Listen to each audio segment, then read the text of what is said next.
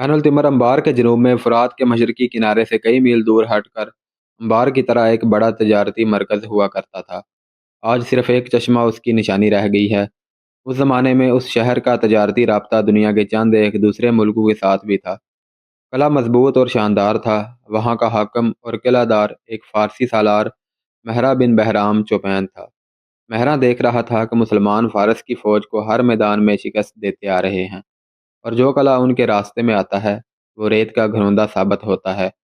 उसने तहैया कर लिया था कि मुसलमानों को शिकस्त देकर फ़ारस की तारीख में नाम पैदा करेगा।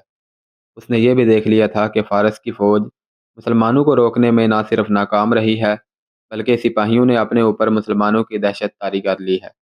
इस खतरे को ख़त्म करने और अपनी नफरी बढ़ाने के लिए उसने ईसाई और दीगर अकीदों के कबीलों को ऐन उल तिमर में इकट्ठा कर लिया था। उनमें बनी तगलब, निमर और अयाद के कबीले खास तौर पर काबिल ज़िक्र थे। ये सब अरब के बद्दू थे। उनके सरदार अका बिन अबी अका और हज़ैल थे। ये दोनों उस वक्त के माने हुए जंगजू थे। ये कबीले किसरा की रियाया थे। एक तो वो खुद अपने आकाओं को खुश करना चाहते थे, दूसरे ये कि महरा बिन महराम ने उन्हें बहुत ज़्यादा मराहत और इनामात देने का वादा किया था।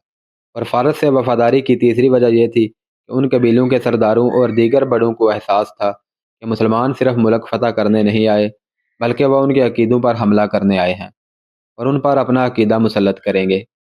उस रात ऐनुल तिमर में बहुत बड़ी ज़ियाफ़त दी गई। यह जश्न का समा था। ईरान की बड़ी हसीन नाचने और गाने वालियाँ अपने फ़न का मुज़ाहरा कर रही थीं। ये ज़ियाफ़त उन बदवी कबीलों के सरदारों और सरकर्दा अफराद के एज़ाज़ में दी गई थी। शराब पानी की तरह बह रही थी। इन बदुओं ने ऐसी ज़ियाफ़त और ऐसी अय्याशी कभी ख्वाब में भी नहीं देखी थी। बड़ी खूबसूरत और जवान औरतें उन्हें शराब पिला रही थीं और उनके साथ फहश हरकतें भी कर रही थीं। मुअर्रिखों ने लिखा है कि उस कैफ़ियत में जब उन पर शराब और औरत का नशा तारी था, बदवी कबीलों के एक सरदार अका बिन अबी अका ने महरा बिन बहराम से कहा कि वो अपनी फ़ौज को पीछे रखे और बदवी कबीले आगे जाकर मुसलमानों को ऐनुल तिमर से दूर जाकर रोकेंगे। अगर तुम ऐसा ही बेहतर समझते हो तो मैं एतराज़ नहीं करूँगा, महरा बिन बहराम ने कहा। लेकिन मुझे डर है कि तुम्हारे कबीले हमारी फ़ौज के बगैर नहीं लड़ सकेंगे। हम अरबी हैं, अक्का ने कहा। अरबों से लड़ना सिर्फ हम जानते हैं। अरब के उन मुसलमानों से हमें लड़ने दो। फ़ारसियों ने उनके मुकाबले में आकर देख लिया है। मशहूर मुअर्रिख़ तिबरी ने महरा और अका की ये गुफ्तगू उन्हीं के अल्फाज में अपनी तारीख़ में शामिल की है। मैं तस्लीम करता हूँ, महराम बिन बहराम ने कहा। तुम्हारी बहादुरी को मैं तस्लीम करता हूँ अका। जिस तरह हम अजमियों के खिलाफ लड़ने के माहिर हैं, इसी तरह तुम अरबों के खिलाफ लड़ने में महारत रखते हो। तुम इन अरबी मुसलमानों को काट फेंकने के लिए आगे चले जाओ। मेरी फ़ौज तुम्हारे करीब ही कहीं मौजूद होगी। यूँ ही ज़रूरत पड़ी हम तुम्हारी मदद को पहुँच जाएंगे। रात गुजर गई। सुबह फ़ारस की फ़ौज के दो सालार महरा बिन बहराम के पास गए। रात को हमने आपकी और अका की बातचीत में दखल देना मुनासिब ना समझा, एक सालार ने कहा। हमने बोलने की ज़रूरत इसलिए भी ना समझी कि रात की ये बातचीत नशे की हालत में हो रही थी। मैं पूरी तरह होश में था, महरा ने कहा। कहो, क्या कहना चाहते हो? आपने जो इन बदवी कबीलों को अहमियत दी है, ये हमारे लिए अच्छी नहीं, सालार ने कहा। क्यों अच्छी नहीं? इससे इन कबीलों को ये तासर मिला है कि हम मुसलमानों से डरते हैं, सालार ने जवाब दिया। या ये कि हम कमज़ोर हैं, ये लोग इतनी अहमियत के काबिल नहीं। अगर बदवी कबीलों ने मुसलमानों को शिकस्त दे दी, दूसरे सालार ने कहा, तो कहा जाएगा कि ये फ़तह उन कबीलों की है, और अगर ये ना होते तो हम एक और शिकस्त से दो चार होते। मैंने उन्हें जो अहमियत दी है, ये आहर तुम्हें मिलेगी, महरा ने कहा। क्या तुम तस्लीम नहीं करते कि हम पर हमला करने वो शख्स आ रहा है जिसने हमारे नामवर सालारों को मौत के घाट उतार दिया है, और उस खालिद बिन वलीद ने फ़ारस की शहनशाही की बुनियादें हिला डाली हैं। मैं इस इत्तराफ़ से नहीं शर्माऊँगा। तुम खालिद बिन वलीद का मुकाबला नहीं कर सकते। मैंने कुछ सोच कर इन बदवी कबीलों को आगे जाने की इजाज़त दी है। अगर उन्होंने मुसलमानों को शिकस्त दे दी तो ये तुम्हारी फतह होगी। ये बदवी कबीले हमारी रियाया हैं। अगर ये मुसलमानों को शिकस्त ना दे सके और पिसपा हो गए तो हम मुसलमानों पर इस हालत में हमला करेंगे कि वो थक कर चूर हो चुके होंगे और हमारी फ़ौज ताज़ा दम होगी। दोनों सालारों ने एक दूसरे की तरफ देखा। उनके चेहरों पर रौनक आ गई थी। अपने हाकम की ये चाल उन्हें बहुत पसंद आई थी। खालिद बिन वलीद रज़ियल्लाहु तआला अन्हु मुजाहिदीन के लश्कर को लेकर ऐनुल तिमर की तरफ जा रहे थे। انہوں نے دریائے فرات عبور کیا اور بڑی تیز رفتار سے دریا کے کنارے پیش قدمی جاری رکھی۔ انہوں نے دیکھ بھال کے لیے جو آدمی آگے بھیج رکھے تھے وہ اپنی اطلاعات قاصدوں کے ذریعے بھیج رہے تھے۔ انبار میں خالد بن ولید اپنے ایک نائب سالار زبرقان بن بدر کو چھوڑ آئے تھے۔ عین التمر 10 میل دور رہ گیا تھا۔ جب جاسوس اور دیکھ بھال کرنے والے دوسرے آدمی پیچھے آ گئے، انہوں نے خالد بن ولید کو اطلاع دی کہ ذرا ہی آگے ایک بہت بڑا لشکر پڑاؤ ڈالے ہوئے ہے، اور یہ لشکر فارس کا نہیں بلکہ بدوی قبیلوں کا ہے۔ اس لشکر کا سالار اعلیٰ عقا بن ابی عقا ہے اور اس کا نائب حذیل ہے۔ خالد بن ولید نے اپنے لشکر کو روک لیا اور خود آگے دیکھنے گئے۔ انہوں نے چھپ کر دیکھا، انہیں کسریٰ کی فوج کہیں بھی نظر نہیں آئی۔ یہ لشکر بدوی قبیلوں کا تھا۔ خالد بن ولید رضی اللہ تعالیٰ عنہ کا لشکر ابھی کوچ کی ترتیب میں تھا، جو دراصل ترتیب نہیں تھی۔ منزل ابھی 10 میل دور تھی۔ ابھی لشکر قافلے کی صورت میں چلا آ رہا تھا۔ عین التمر پہنچ کر شہر محاصرے میں لینا تھا، لیکن راستے میں ایک انسانی دیوار آ گئی جو مسلمانوں کے لیے غیر متوقع تھی۔ مرہون نے ان قبیلوں کی تعداد نہیں لکھی، سوائے اس کے کہ وہ تعداد میں مدینہ کے مجاہدین سے حد سے زیادہ تھے۔ عین التمر کی اپنی فوج اس تعداد کے علاوہ تھی۔ اس طرح مسلمانوں کا مقابلہ کم از کم 3 گنا طاقتور دشمن سے تھا۔ خالد بن ولید نے فوراً اپنے لشکر کو 3 حصوں میں تقسیم کیا۔ پہلے کی طرح وہ خود قلب میں رہے اور اپنے دونوں تجربہ کار سالاروں عاصم بن عمرو اور عدی بن حاتم کو دائیں اور بائیں پہلووں میں رکھا۔ خالد بن ولید نے تمام سالاروں کو اپنے پاس بلایا۔ ہماری ترتیب وہی ہے جو آمنے سامنے کے ہر مارکے میں ہوا کرتی ہے، خالد بن ولید رضی اللہ تعالیٰ عنہ نے سالاروں سے کہا، لیکن لڑنے کا طریقہ مختلف ہوگا۔ اب قلب سے حملہ نہیں ہوگا۔ میرا اشارہ ملتے ہی دونوں پہلو دشمن کے پہلوؤں پر حلہ بول دیں اور وہاں دشمن کو پوری طرح الجھا لیں۔ تھوڑی دیر بعد اس طرح پیچھے ہٹیں کہ دشمن کو یہ تاثر ملے کہ تم پسپا ہو رہے ہو۔ تھوڑا سا پیچھے آ کر پھر آگے بڑھو اور پھر پیچھے ہٹو۔ اس طرح دشمن کے پہلوؤں کو آپس میں الجھائے رکھنا کہ اپنے قلب کی انہیں ہوش نہ رہے۔ میں سیدھا دشمن کے قلب پر حملہ کروں گا، لیکن کچھ دیر بعد تم دونوں اس کوشش میں رہنا کہ دشمن کے پہلوؤں سے اس کے قلب کو مدد نہ مل سکے۔ ولید کے بیٹے، دشمن کی طرف سے للکار سنائی دی۔ آنکھیں کھول، دیکھ تیری موت تجھے کس کے سامنے لے آئی ہے۔ میں عقا ہوں، عقا بن ابی عقا، ولید کا بیٹا دیکھ چکا ہے۔ خالد بن ولید نے گھوڑے پر سوار ہو کر اور رکابوں میں کھڑے ہو کر للکار کا جواب دیا۔ تیری مکروہ آواز سنے بغیر دیکھ لیا ہے۔ کیا کسریٰ کے سالاروں نے محل میں ناچنا اور گانا شروع کر دیا ہے کہ ان کی لڑائی تم لڑنے آ گئے ہو؟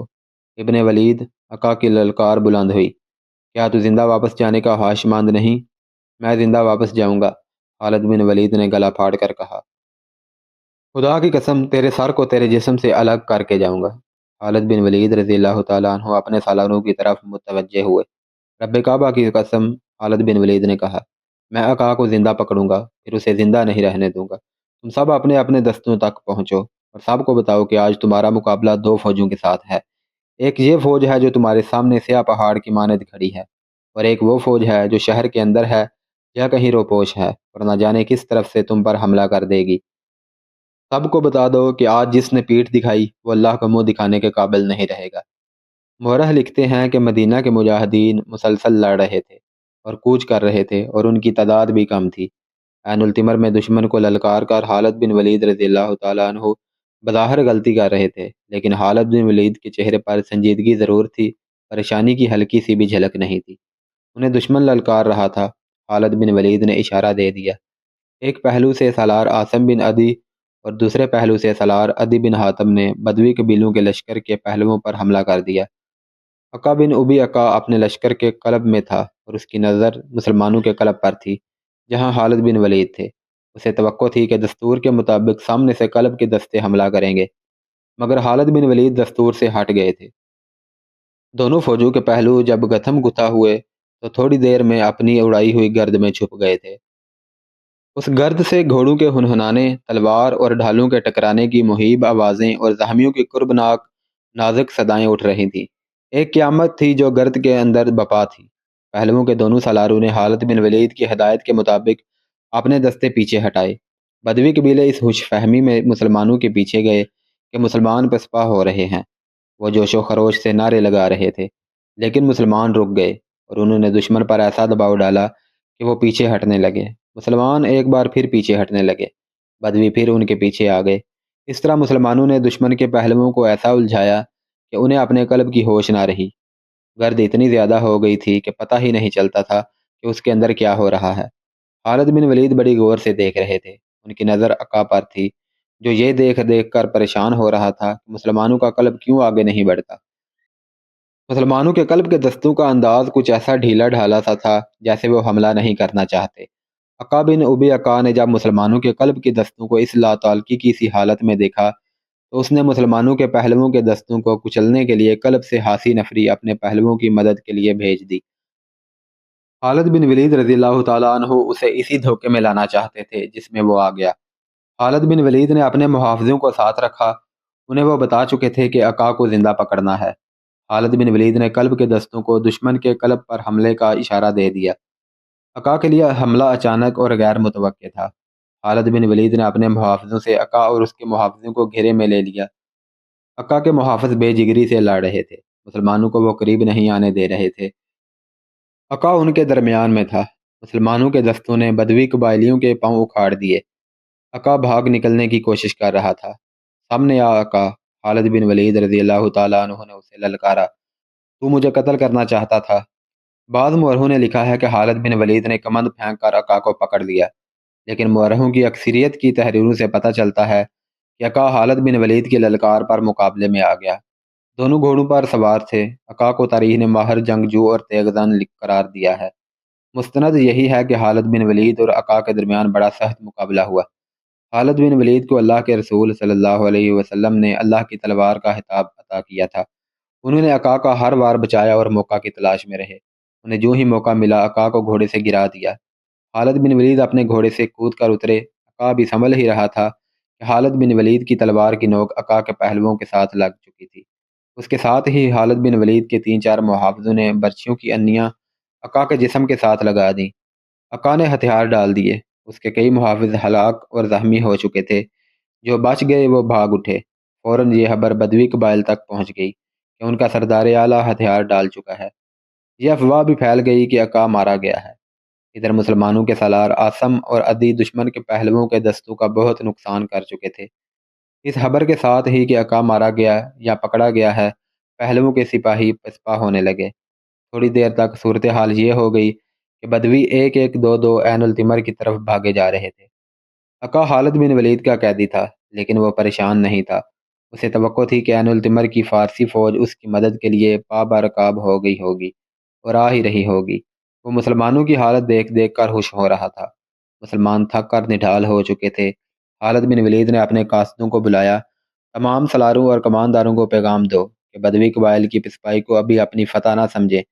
خالد بن ولید نے قاصدوں سے کہا، ابھی مال غنیمت کی طرف بھی نہ دیکھیں۔ ایک اور فوج آ رہی ہے، وہ تازہ دم ہوگی، اس کے مقابلے کے لیے تیار رہو۔ یہ تو معلوم ہی نہیں تھا کہ مہرا بن بہرام کی فوج کس طرف سے آئے گی، یا وہ عین التمر میں کلہ بند ہو کر لڑے گی۔ اس فوج پر نظر رکھنے کے لیے مثنی بن حارثہ اپنے چھاپہ مار دستے کے ساتھ عین التمر تک کے علاقے میں موجود اور متحرک تھا۔ اس نے خالد بن ولید کو بار بار یہی پیغام بھیجا تھا کہ آتش پرستوں کی فوج کہیں بھی نظر نہیں آ رہی۔ پھر اس کا یہ پیغام خالد بن ولید تک پہنچا کہ عقا کے قبائلی خوف و ہراس کی حالت میں بھاگ بھاگ کر عین التمر میں پناہ لے رہے ہیں۔ مثنی بن حارثہ کے چھاپہ مار بھاگنے والے بدوی قبیلوں کا تعاقب کر کے انہیں مار رہے تھے۔ جب عقا کے پہلے چند ایک آدمی عین التمر میں داخل ہوئے تو انہیں مہرا کے پاس لے گئے۔ تم موت سے بھاگ کر آئے ہو؟ مہرا نے انہیں کہا، کیا تم نہیں جانتے کہ یہاں بھی تمہارے لیے موت ہے؟ اس نے حکم دیا، لے جاؤ ان بزدلوں کو اور انہیں قتل کر دو۔ کس کس کو قتل کرو گے؟ ایک بدوی نے پوچھا۔ پہلے عقا کو قتل کرو، جس نے ہتھیار ڈال کر سارے لشکر میں بزدلی پھیلائی۔ دوسرے نے کہا، مسلمانوں نے جس طرح حملے کیے انہیں ہمارے سردار سمجھ ہی نہ سکے۔ ایک اور نے کہا، انہوں نے میدان جنگ کی صورتحال ایسے رنگ میں پیش کی کہ مہراں گھبرا گیا۔ مسلمانوں کے لڑنے کے جذبے اور جوش و خروش کو انہوں نے مبالغے سے بیان کیا اور بتایا کہ اپنا جو لشکر مسلمانوں کے ہاتھوں کٹنے سے بچ گیا ہے، شہر کی طرف بھاگا آ رہا ہے، تو کیا ہمارے لیے یہ بہتر نہیں ہوگا کہ ہم مسلمانوں کو وہاں لے جا کر کاٹیں جہاں ان کا دم خم ختم ہو چکا ہو؟ مہرا بن بہرام نے اپنے سالاروں سے کہا، پھر وہ پسپا ہونے کے بھی قابل نہیں رہیں گے۔ کیا سوچ کر آپ نے یہ بات کہی ہے؟ ایک سالار نے کہا، اتنا بڑا شہر چھوڑ کر ہم چلے جائیں گے تو یہ پسپائی ہوگی، یہ کہیں کہ آپ پر مسلمانوں کا خوف طاری ہو گیا ہے اور آپ یہاں سے بھاگنا چاہتے ہیں۔ جو میں سوچ سکتا ہوں وہ تم نہیں سوچ سکتے، مہرا نے شاہانہ روب سے کہا۔ میں یہاں کا حاکم ہوں، جاؤ میرے اگلے حکم کا انتظار کرو۔ سالار خاموشی سے چلے گئے۔ وہ سالار تھے، شہر کا دفاع ان کی ذمہ داری تھی۔ وہ مسلمانوں کو شہر پیش کرنے کی بجائے لڑ کر مرنا بہتر سمجھتے تھے۔ انہوں نے آپس میں طے کر لیا کہ وہ مہراں کا یہ حکم نہیں مانیں گے، لیکن میدان جنگ سے بھاگ کر آنے والے بنی تغلب، نمر اور ایاد کے آدمی ٹولیوں میں شہر کے دروازے میں داخل ہو رہے تھے۔ وہ 10 میل کی مسافت طے کر کے آئے تھے، جو انہوں نے خوف اور بھگدڑ کی کیفیت میں طے کی تھی۔ ان میں بعض زخمی تھے، کاٹ دیا سب کو کاٹ دیا، وہ گھبراہٹ کے عالم میں کہہ رہے تھے۔ ان کا مقابلہ کوئی نہیں کر سکتا، بڑے زبردست ہیں، عقا بن ابی عقا مارا گیا ہے۔ وہ شہر پر خوف طاری کر رہے تھے۔ حذیل لاپتہ ہے، دروازے بند کر دو۔ بعض چلا رہے تھے، وہ آ رہے ہیں۔ مورخوں نے لکھا ہے کہ زرتشت کے پجاریوں پر پہلے ہی مسلمانوں کی دہشت طاری تھی۔ مسلمانوں نے ان کے بڑے نامور سالار مار ڈالے تھے۔ اب عین التمر والے اپنی آنکھوں سے دیکھ رہے تھے کہ یہ جنگجو قبیلے کس حالت میں واپس آ رہے ہیں۔ دیکھتے ہی دیکھتے اس شہر پر خوف و ہراس طاری ہو گیا۔ شہر میں جو فوج تھی اس کی ذہنی حالت ایسے کمزور بزدل کتے جیسی ہو گئی تھی جو دم پچھلی ٹانگوں میں دبا لیا کرتا ہے۔ ان کے سالاروں نے جب اپنی فوج کو اس ذہنی کیفیت میں دیکھا تو انہیں شہر کے حاکم اور سالار اعلیٰ مہراں کے اگلے حکم کی ضرورت نہ پڑی۔ انہیں یہ اطلاع بھی ملی کہ مہراں خزانہ بدائیں بھجوا رہا ہے اور شہر کے لوگ بھی اپنے اموال چھپا رہے تھے یا ساتھ لے کر شہر سے نکل رہے تھے۔ خالد بن ولید کے فن حرب و ضرب کا کمال یہ تھا کہ انہوں نے میدان جنگ میں تو دشمن کو شکست دی ہی تھی، دشمن کو انہوں نے نفسیاتی لحاظ سے اتنا کمزور کر دیا تھا کہ اس کے لڑنے کا جذبہ مجروح ہو گیا تھا۔ آتش پرستوں کی نفسیاتی کیفیت تو یوں ہو گئی تھی کہ خالد بن ولید کا یا مسلمانوں کا نام سن کر ہی وہ پیچھے دیکھنے لگتے تھے کہ کمک آ رہی ہے یا نہیں، یا پسپائی کا راستہ صاف ہے یا نہیں۔ پھر وہ وقت جلدی آ گیا جب میدان جنگ میں لاشیں اور بے ہوش زخمی رہ گئے، اور انہیں کچلنے کے لیے وہ گھوڑے رہ گئے جو سواروں کے بغیر بے لگام دوڑتے پھر رہے تھے۔ بدوی قبیلے اپنے سرداروں کے بغیر عین التمر جا پہنچے اور شہر کے دروازے بند کر لیے۔ انہوں نے شہر میں واویلا بپا کیا کہ مہراں کی فوج وعدے کے مطابق ان کی مدد کو نہیں آئی، لیکن وہاں ان کا واویلا سننے والا کوئی نہ تھا۔ خوف و ہراس کے مارے ہوئے شہری تھے جو بھاگ نہیں سکتے تھے۔ مہرا بن بہرام اپنی فوج سمیت شہر سے جا چکا تھا۔ وہ فوج کو مدائن لے کر جا رہا تھا۔ وہ عقا اور حزیل اور دوسرے قبائلی سرداروں کو کوس رہا تھا۔